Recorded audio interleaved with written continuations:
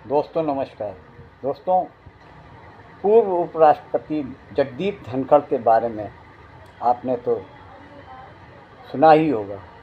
किस तरीके से चलते सदन के बीच में राज्यसभा के सभापति के रूप में जगदीप धनखड़ ने अचानक ये फैसला ले लिया। शाम तक वो सही थे, लेकिन 8 बजते बजते ये खबर आई कि जगदीप धनखड़ ने अपने पद से इस्तीफ़ा दे दिया है।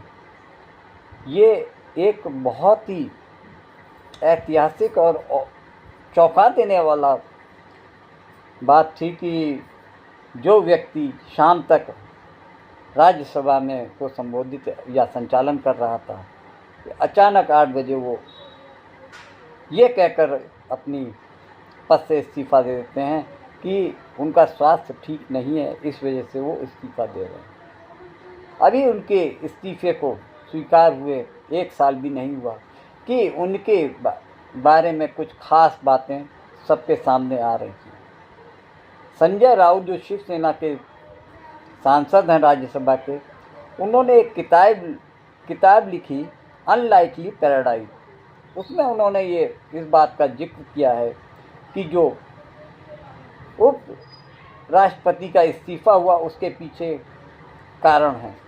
और उन्होंने अपनी किताब में ये जिक्र किया है कि उपराष्ट्रपति के खिलाफ में ईडी जांच कर रही थी और उन पे दबाव बनाकर उनसे इस्तीफ़ा मांगा गया। ये इतिहास में, भारत के इतिहास में पहली बार ऐसा हुआ कि दबाव में चलते उपराष्ट्रपति जगदीप धनखड़ को इस्तीफ़ा देना पड़ा।